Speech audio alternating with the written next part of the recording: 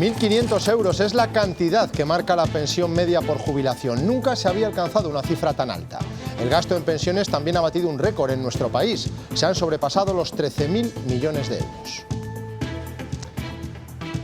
Buenas tardes. En Castilla y León hay 556 menores que buscan una familia de acogida. Crecen en centros protegidos. Hoy la Junta y Cruz Roja han puesto en marcha una campaña para conseguir que estos niños y niñas encuentren un hogar.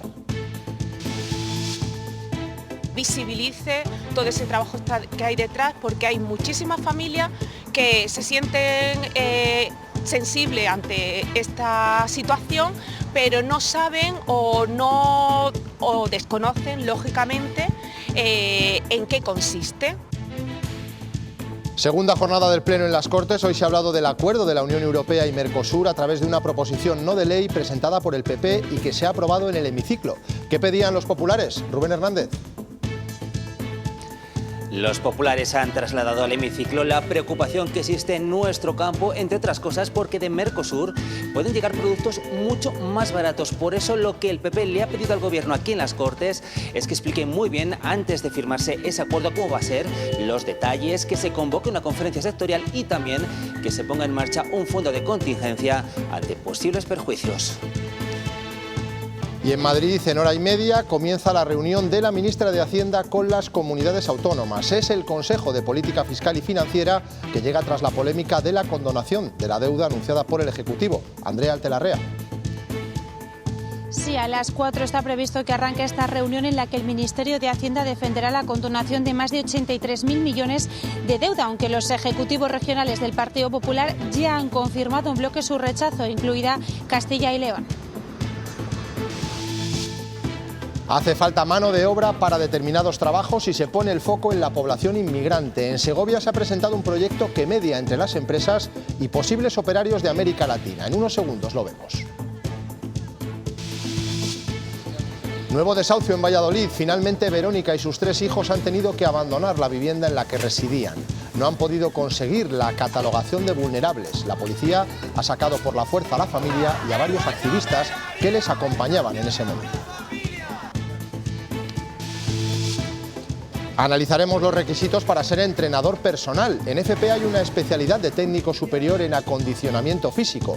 También en la universidad existe un grado de actividad física y del deporte. El Gobierno va a regular las funciones de estas personas en relación a sus estudios.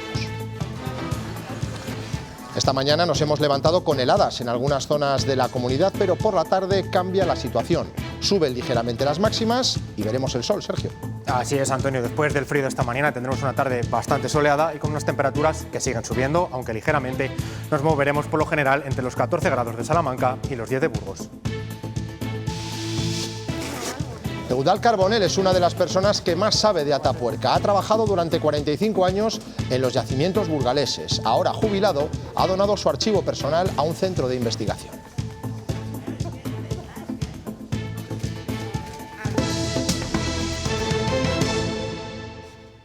El Gobierno ha destinado en febrero 13.400 millones de euros para las pensiones. Es el gasto más alto de la historia. Se han registrado en España 9.300.000 pensionistas y Castilla y León, con 578.000, es la quinta comunidad autónoma en la que más hay. La pensión media también ha ascendido a 1.300 euros. Pero si hablamos de las de jubilación encontramos otro dato récord. Por primera vez esta prestación supera los 1.500 euros a nivel nacional. Nuestra comunidad está casi en esos niveles. La región en la que más cobran es País Vasco, está 300 euros por encima de la media.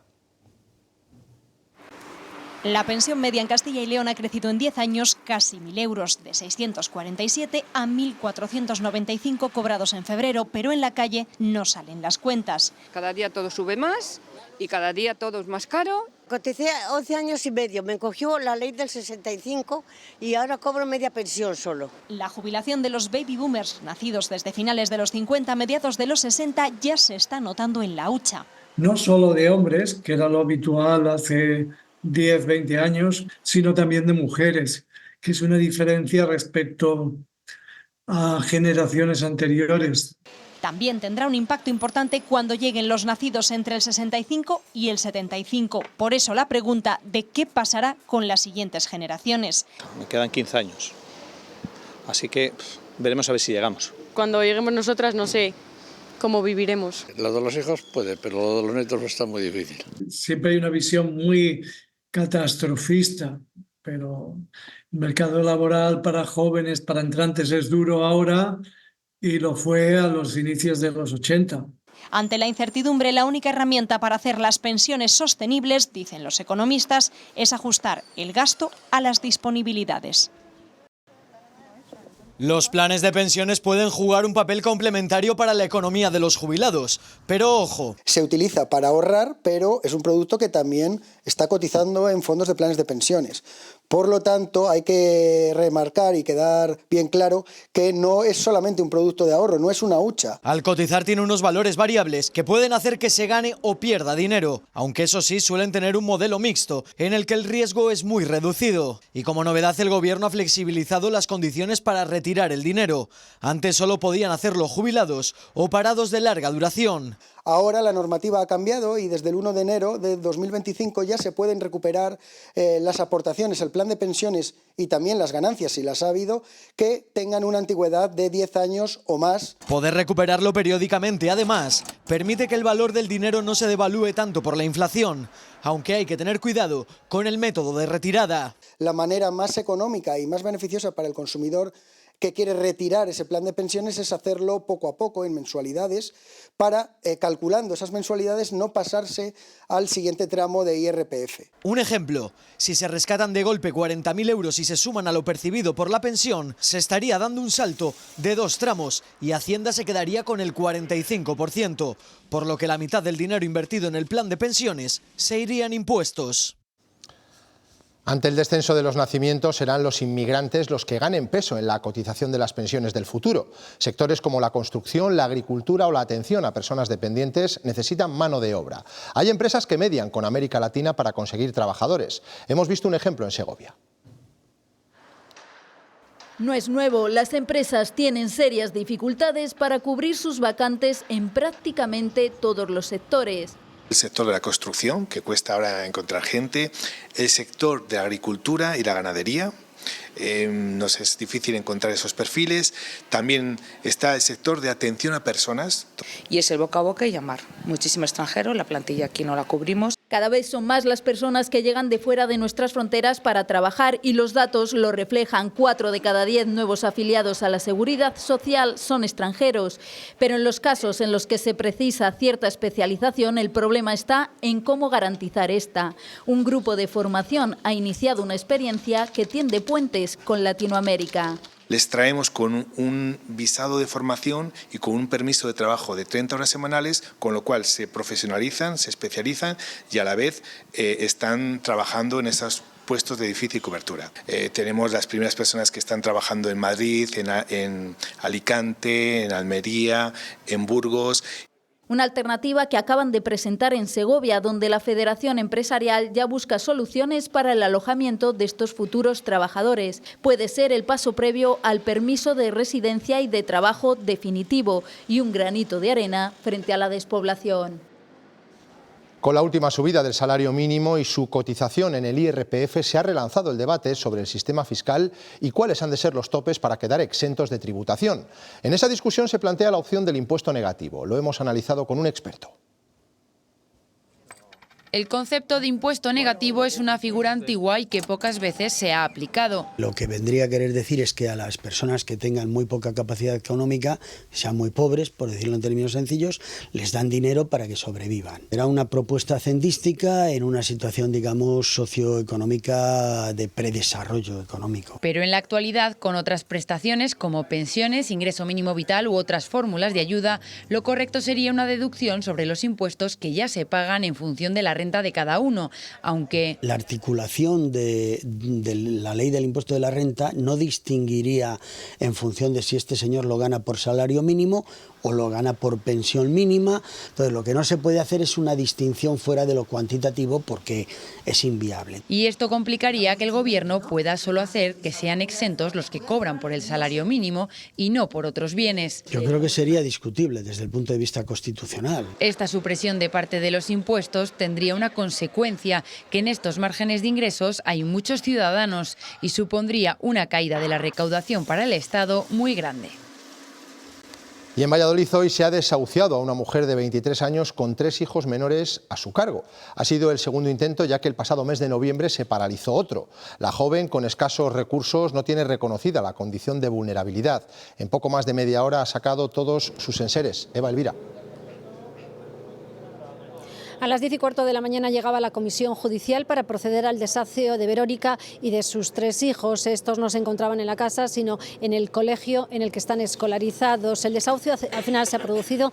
Verónica se queja de que el banco en ningún momento ha querido negociar. En un principio hubo muy buenas intenciones, pero al final las cosas cambiaron y la han echado de la que ha sido su vivienda durante los últimos 6 años. Asegura que quiere seguir aquí, que aquí está su vida y sus hijos están adaptados al centro educativo. Mal, porque estoy en la calle con 3 menores, porque yo tenía esperanza que María Pilar me iba a hacer un alquiler social y luego me iba a hacer una subrogación y luego no ha querido hacer nada, me ha engañado y me ha dejado en la calle con 3 menores. 556 menores están a la espera de ser acogidos por una familia en Castilla y León, las provincias en las que más niños esperan un entorno en el que crecer y desarrollarse de la mejor manera posible son León, Valladolid y Salamanca. Los perfiles de estos menores son muy variados y por eso la Junta ha salido a la calle junto a Cruz Roja para sensibilizar a la población sobre la importancia que tiene que cada vez haya más familias acogedoras.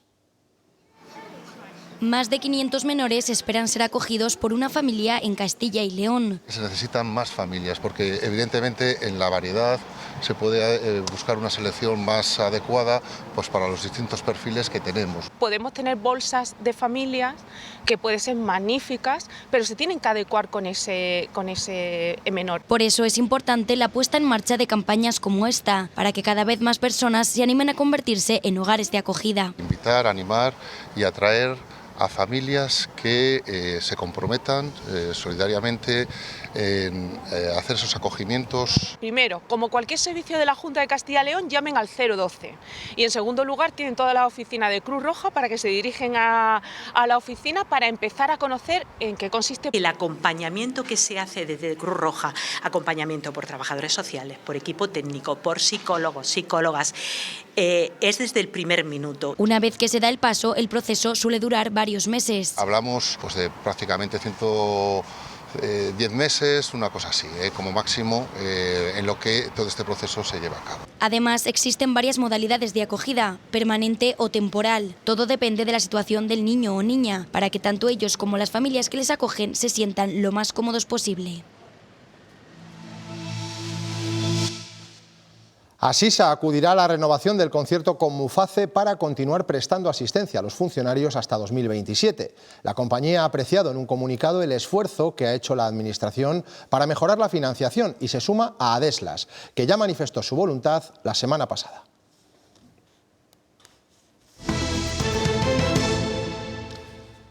Avanza la semana y el asunto político que acapara los titulares continúa siendo la condonación de la deuda. Dentro de unos minutos se reúne en Madrid el Consejo de Política Fiscal y Financiera. Las comunidades del PP reiterarán ante la ministra su descontento ante lo que consideran una maniobra contra las que han hecho bien los deberes. Andrea.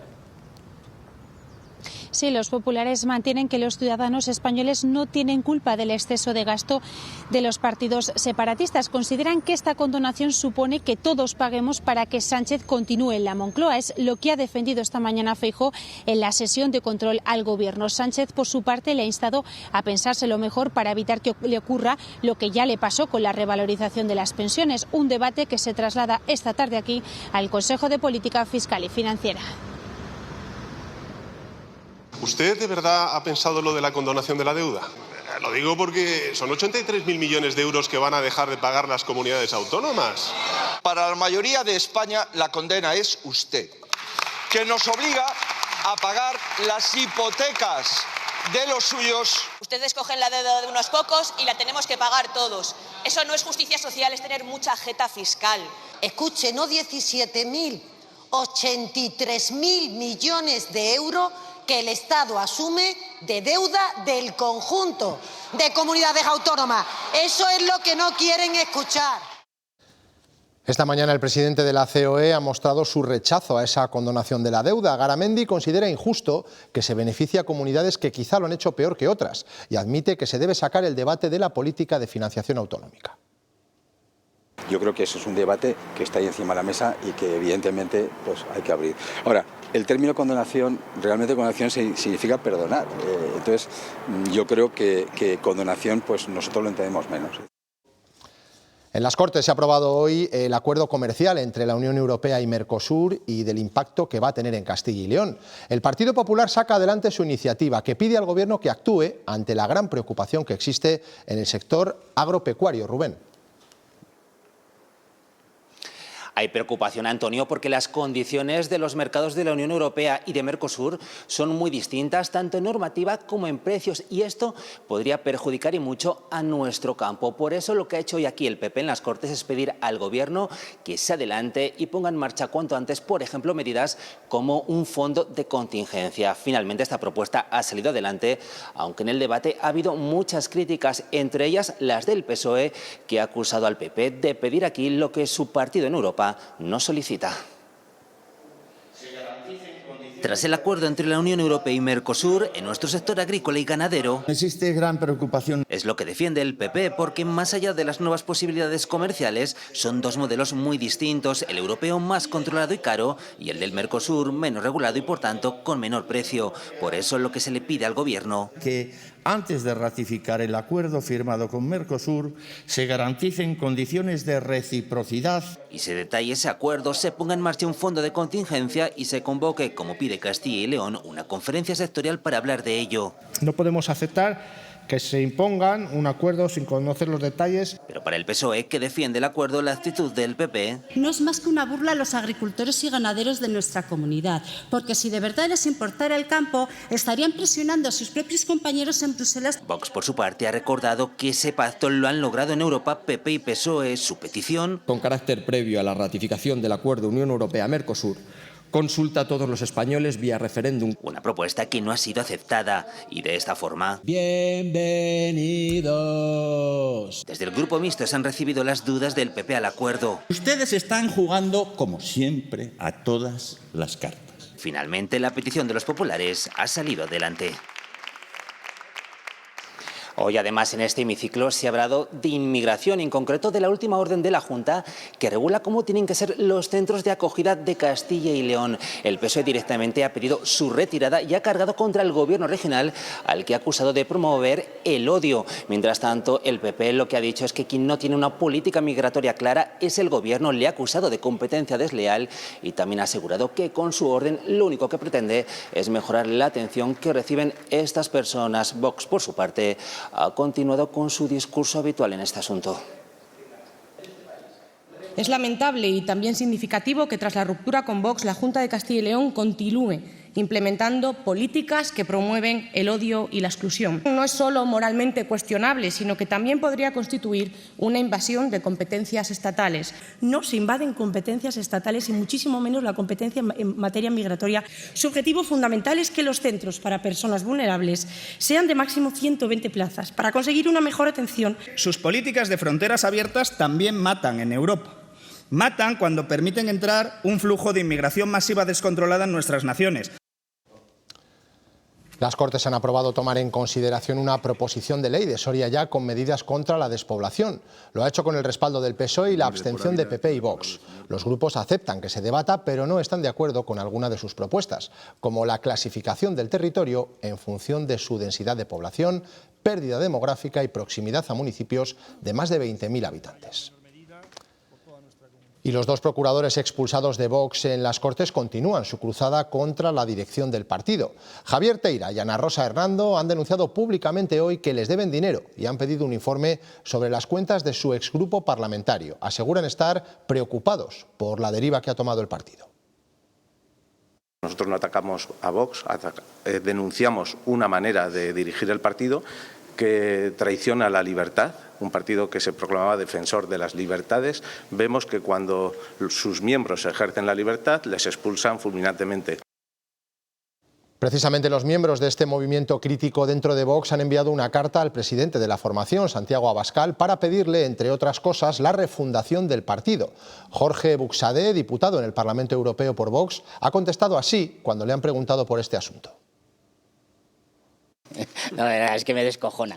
No, es que claro, de verdad, seamos serios. ¿Quién pedía esto? Gente que no es ni del partido. Es como si yo me voy a Calcuta y pido la refundación del budismo. Estas declaraciones las hacía Buxadé en las Cortes tras reunirse con representantes del sector de la ganadería, agrícola y automoción, sectores que dice son los más perjudicados por las políticas que se están realizando en Europa. Un desastre a puntilla que ha provocado el cierre de 400.000 explotaciones ganaderas.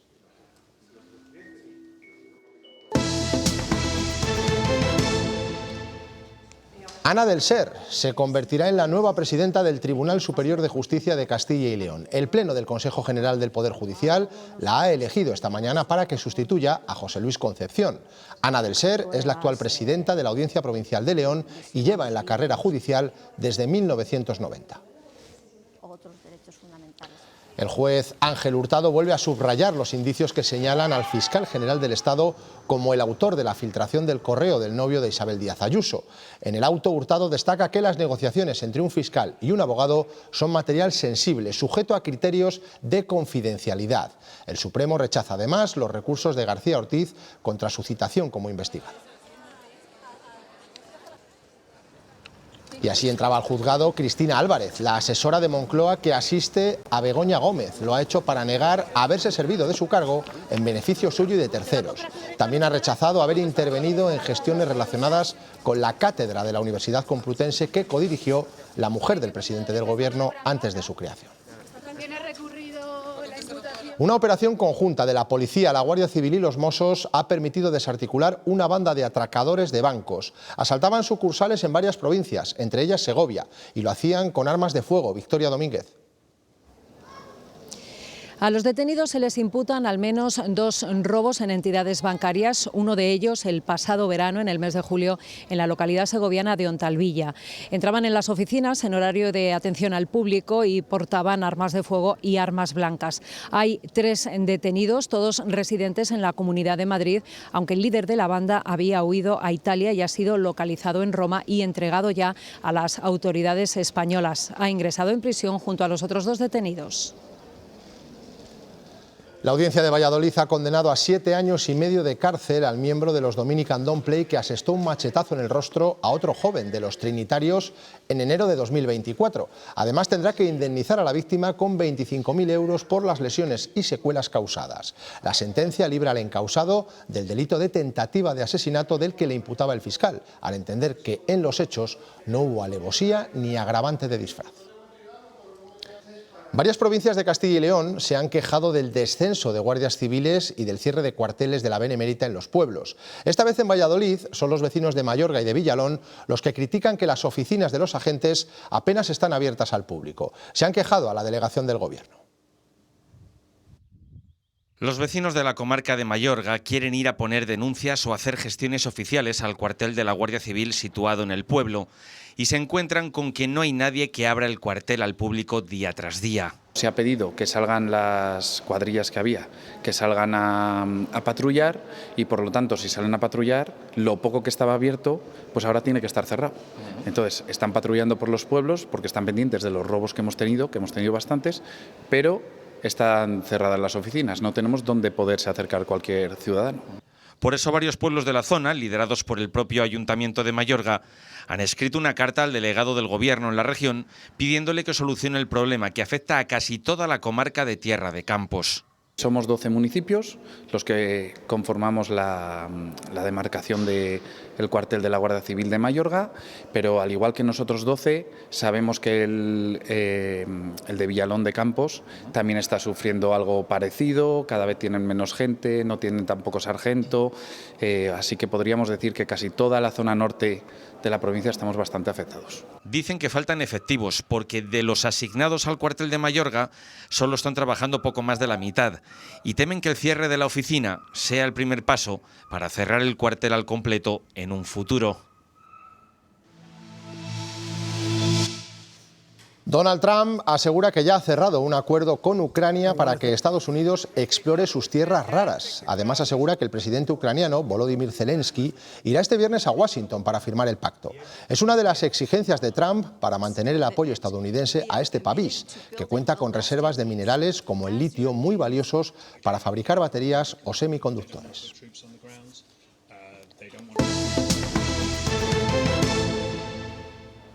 ¿Cuánto se gastan los turistas extranjeros en España? Hoy ha estado en Segovia el director general de Visa España y ha presentado un estudio pionero. Los visitantes se dejaron con este tipo de tarjetas 47 millones de euros en 2024 en todo el país. Estados Unidos, Francia y México están a la cabeza. Eso sí, hay un dato que nos ha llamado la atención. No aparece el turismo asiático, porque según dice, no utiliza con asiduidad este medio de pago.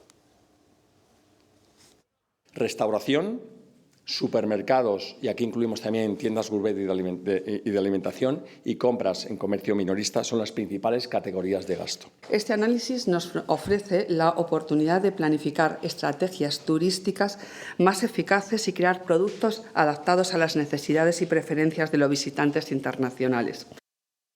En Castilla y León hay 16 centros donde se imparte la FP de técnico superior de acondicionamiento físico. Hasta ahora todas las personas que cursaban formación profesional podían desempeñar las mismas labores que los graduados en ciencias de la actividad física y del deporte.